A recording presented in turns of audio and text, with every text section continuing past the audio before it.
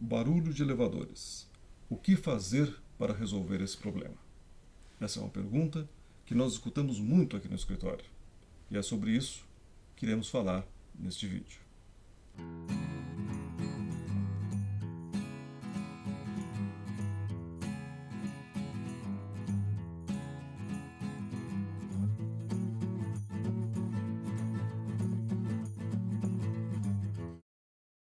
Os casos de ruídos produzidos pelo funcionamento de elevadores instalados sem apropriado tratamento acústico são extremamente comuns e têm reclamado significativa atenção no judiciário.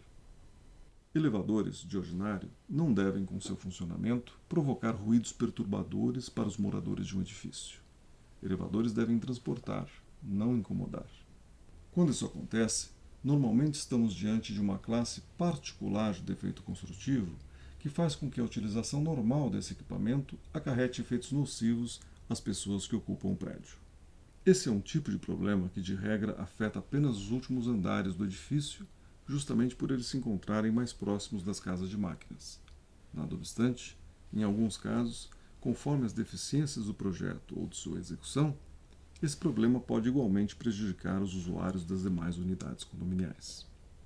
A origem dessa situação encontra-se na maior parte das vezes em um erro de projeto, como, por exemplo, no caso de alocação imprópria dos elevadores ou de falta de previsão de isolamento acústico adequado para sua caixa de corrida ou casa de máquinas.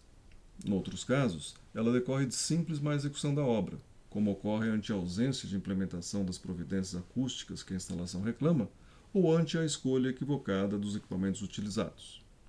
De qualquer maneira, quer decorra de erro de projeto ou de má execução da obra, a inadequação da condição acústica das instalações dos elevadores sempre acarreta significativo transtorno.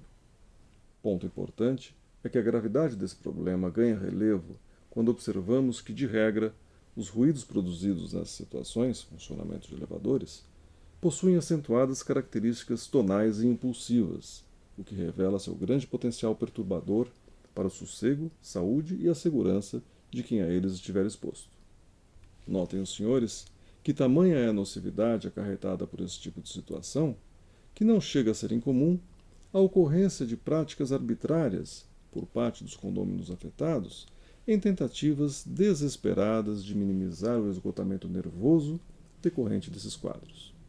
Por exemplo, em acórdão do qual foi relator o ilustre desembargador Carlos Russo, a 30ª Câmara de Direito Privado do Tribunal de Justiça de São Paulo apreciou o recurso de apelação concernente a um curioso caso no qual condôminos de um edifício, fartos da inércia do condomínio em solucionar o problema, passaram a obstruir, durante as noites, o fechamento da porta do elevador em seu andar, de modo a impedir sua movimentação e utilização pelos demais condôminos.